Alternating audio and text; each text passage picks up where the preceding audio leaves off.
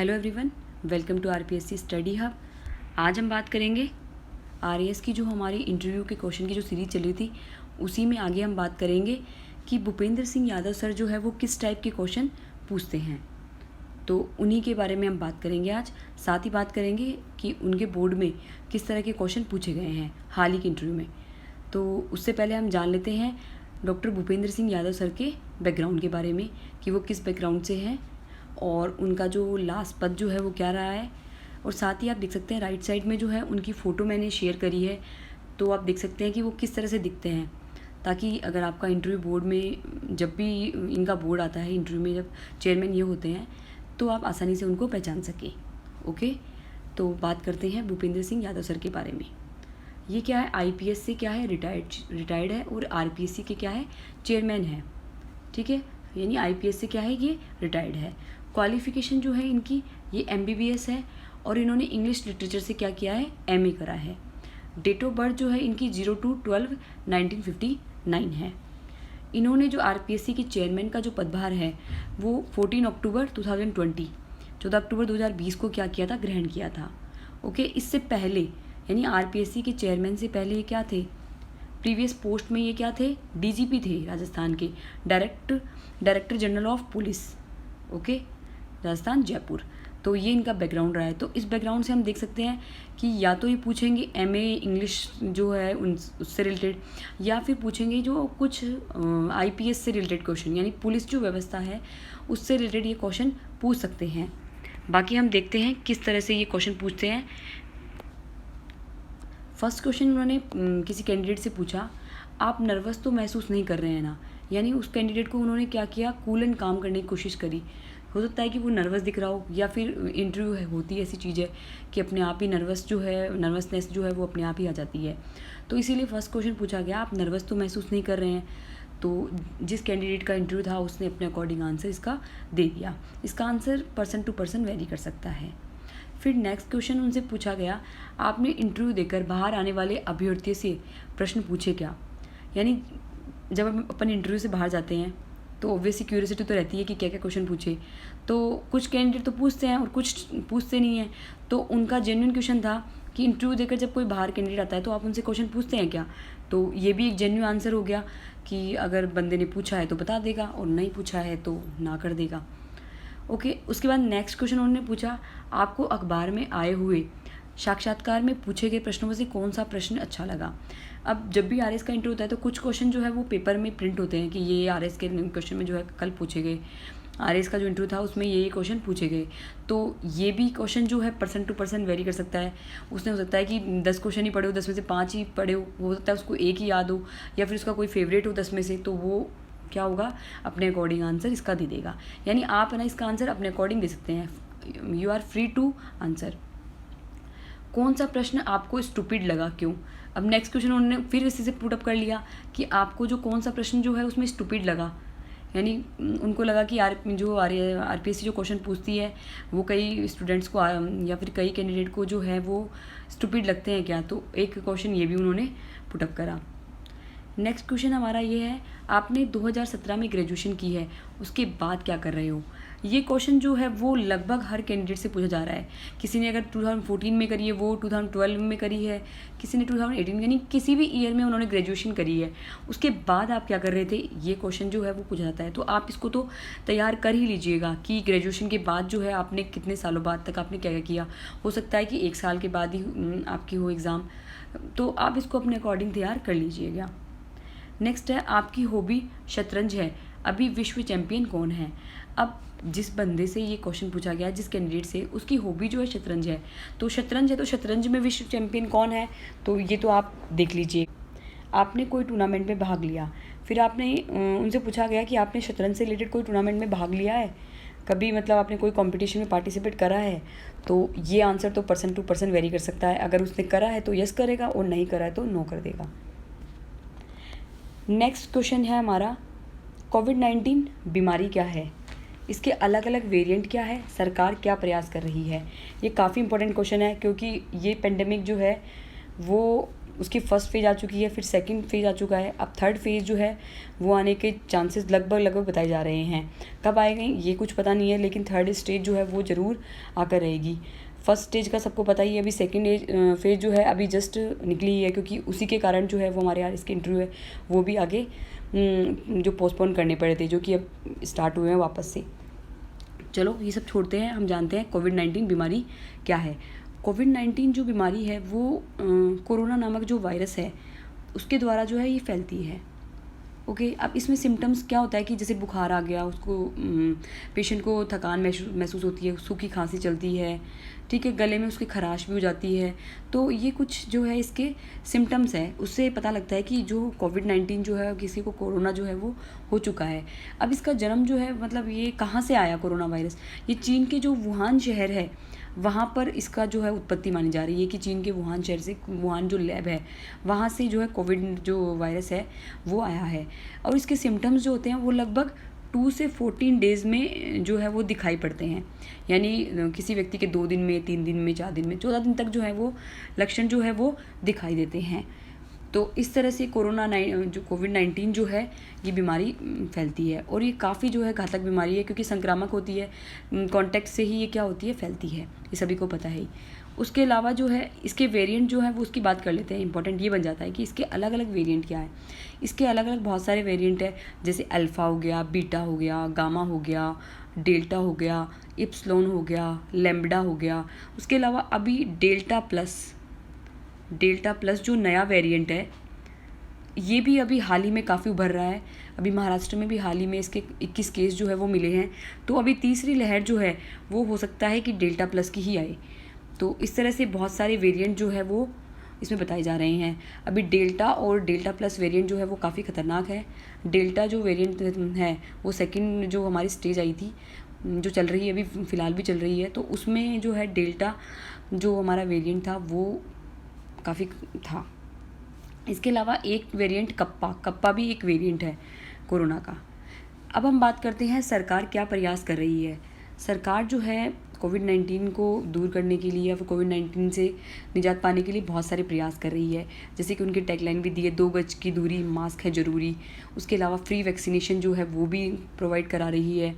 और कोरोना के लिए समय समय पर जो है बहुत सारी गाइडलाइन जो है वो भी गवर्नमेंट जो है वो जारी करती है, चाहे राजस्थान गवर्नमेंट हो, चाहे इंडियन गवर्नमेंट हो। इसके अलावा बहुत सारी ऐप जो है वो भी रिलीज़ की गई है, जैसे कोविन जो ऐप है और वेबसाइट है, उसके थ्रू जो है बहुत सारी जानकारी हमें मिलती है। इसमें वैक्सीन जो है हम उसको वैक्सीनेशन जो प्रोसेस है उसको हम रजिस्टर भी कर पा रहे हैं, और वैक्सीनेशन रजिस्ट्रेशन की प्रोसेस जो है वो भी क्या की गई है, ईजी करी गई है।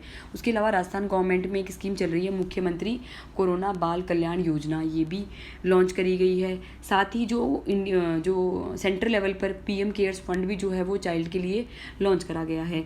उसके अलावा जो हमारी आरोग्य सेतु ऐप है वो भी इसके लिए काम कर रही है। कोरोना कवच जो है योजना वो है। कोविड-19 फीडबैक जो है वो भी लिए जा रहे हैं। कोरोना रिलीफ जो पैकेज है या कोरोना रिलीफ फंड जो है वो भी जारी किया गया है। इस तरह से गवर्नमेंट जो है समय समय पर बहुत सारे जो है वो कोविड के लिए प्रयास कर रही है। तो आप सभी देख लीजिएगा, और कुछ छूट भी गया है यहाँ पे, तो आप एक बार गूगल करके देख लीजिएगा कि कौन कौन सी जो सरकार जो है वो इनिशिएट कर रही है, कौन कौन सी सरकार जो है वो प्रयास कर रही है। अब हम बात करते हैं नेक्स्ट क्वेश्चन की। आपने आरएस के सिलेबस में पॉलिटिकल साइंस तो पढ़ी होगी, यदि आप सहज है तो क्या इससे रिलेटेड प्रश्न पूछ ले। अब भूपेंद्र यादव सर जी ने पूछा कि आरएस के सिलेबस में पॉलिटिकल साइंस, तो वो अब पॉलिटिकल साइंस से क्वेश्चन पूछेंगे, तो वो सामने वाले कैंडिडेट से पूछते हैं कि पॉलिटिकल साइंस से क्वेश्चन पूछ लूँ क्या। तो ये तो ऑब्वियस सी बात है, वो मना क्यों करेगा, कैंडिडेट तो हाँ ही करेगा। तो उसके बाद हाँ करने के बाद क्या होता है, नेक्स्ट क्वेश्चन जो है वो उठता है, निर्वाचन आयोग अभी भारत में कहाँ चुनाव करवा रहा है। तो जब ये इंटरव्यू हुआ तो क्या हुआ था कि निर्वाचन आयोग जो है, ठीक है, वो क्या करता, भारत में चुनाव करा रहा था। तो उस टाइम तमिलनाडु और पश्चिम बंगाल में जो है वो चुनाव हो रहे थे। तो फिर क्वेश्चन पूछा गया, तमिलनाडु और पश्चिम बंगाल में कितने चरणों में चुनाव हो रहे हैं। तो ये भी एक फैक्चुअल क्वेश्चन हो गया, तो ये तो आप देख लीजिएगा। फिर है कि दोनों राज्य बराबर है, तो फिर पश्चिम बंगाल में अधिक चरण क्यों?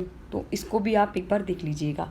हालांकि ये क्वेश्चन पुराना हो चुका है, अब क्वेश्चन ये पूछा नहीं जाएगा, लेकिन अगर पॉलिटी से अगर कहीं पर भी अगर आपका इंटरव्यू जब भी होगा नेक्स्ट वैकेंसी मान लो या फिर अभी जो वैकेंसी चल रही है, अगर कहीं पर भी चुनाव हो रहे हैं तो क्वेश्चन क्या उठ सकता है कि जो चुनाव हो रहे हैं, ठीक है, निर्वाचन आयोग कहाँ चुनाव करा रहा है, चुनाव जो है वो कितने चरणों में हो रहे हैं और कहाँ कहाँ चुनाव हो रहे हैं। अगर दोनों में से कोई चरण है तो पूछेंगे कि किस इसमें चरण अधिक क्यों है, ठीक है। तो अधिक चरण इसलिए होगा क्योंकि पॉपुलेशन ज़्यादा होगी तो क्या होगा, चरण अपने आप अधिक हो जाएंगे। तो दैट्स इट।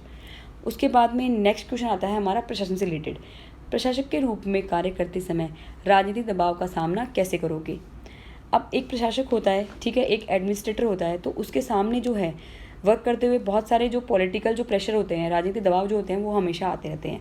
क्यों? क्योंकि जो नौकरशाही जो होती है, जो प्रशासक होते हैं उनको हमेशा जो है पॉलिटिकल प्रेशर में काम करना होता है। वो अपने अकॉर्डिंग काम करना चाहते हैं, लेकिन कई बार पॉलिटिशियंस का प्रेशर आने के कारण क्या होता है, वो उन दबाव से कई बार बच नहीं पाता है। लेकिन कई बार अगर प्रशासक जो है अगर एक दृढ़ इच्छा शक्ति वाला हो तो क्या हो सकता है, इसका सामना कर सकता है। एक तो क्या हो, उसका नेतृत्व क्षमता जो हो वो अधिक हो, उसके अलावा जो उसका जो दृढ़ता जो होती है वो अधिक हो, और जो राजनीतिक हस्तक्षेप की अगर नीति अपनाए वो, ठीक है, तटस्थता जो रहे, तटस्थता का अगर रूल फॉलो करे वो, तो वो कुछ हद तक राजनीतिक दबाव को कम कर सकता है। यानी वो फ्री होकर काम करे तो कुछ हद तक सही कर सकता है। इसके अलावा अगर वो जो भगवत गीता है उसके कुछ रूल्स को फॉलो करके भी अगर वो काम करे तो क्या हो सकता है, राजनीतिक दबाव को कम किया जा सकता है।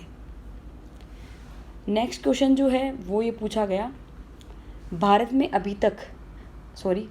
अभी एक तरफ बीजेपी है एवं दूसरी तरफ कांग्रेस की जगह दूसरे क्षेत्रीय दलों का उभार हो रहा है, तो आप इसे कैसे देखते हैं?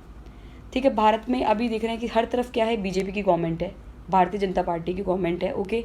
तो कांग्रेस जो है वो अभी क्या हो रहा है कि हर राज्य से सिमटती जा रही है, यानी हर राज्य में बीजेपी का हो रहा है और अदर राज्यों में कांग्रेस जो है वो 1-2 राज्यों में सिमट कर रह गई है। तो कांग्रेस की जगह क्या हो रहा है, अभी क्षेत्रीय दल जो है वो उभर कर आ रहे हैं, तो आप इसको कैसे देख सकते हैं? तो इसका आंसर भी आप एक अच्छे तरीके से बना सकते हैं। साथ ही अगर आपको इसका आइडियल आंसर मिलता है तो प्लीज़ मुझे भी ज़रूर बताइएगा कि इसका आंसर क्या होगा। नेक्स्ट क्वेश्चन है, समाजवाद क्या है? समाजवाद ये है कि सरकार जो है वो जितने भी काम करे वो समाज के हित में करे, यानी सभी को अवसर की समानता प्रदान करे, यानी सभी के लिए क्या हो सके, सभी को सभी साधन सुविधाएं समान रूप से मिले, तो समाजवाद ये हो गया। तो समाजवाद को पढ़ लीजिएगा, और समाजवाद जो है वो कौन सी पार्टी जो है वो फॉलो करती है, ठीक है, तो ये भी आप देख लीजिएगा। फिर बात आएगा कि बीजेपी की आर्थिक नीति कैसे अलग है। अब बीजेपी का क्वेश्चन उठा लेते हैं कि बीजेपी की जो आर्थिक नीति है वो कैसे अलग है, मतलब बीजेपी किस नीति को फॉलो करती है, तो ये भी आप देख लीजिएगा। फिर नेक्स्ट क्वेश्चन पूछा कि कांग्रेस की नीति क्या है, ओके। फिर बोलेंगे मोदी जी क्या समाजवादी है, यानी हमारे जो प्रधानमंत्री है नरेंद्र मोदी जी क्या वो समाजवादी है, तो ये क्वेश्चन पूछा गया।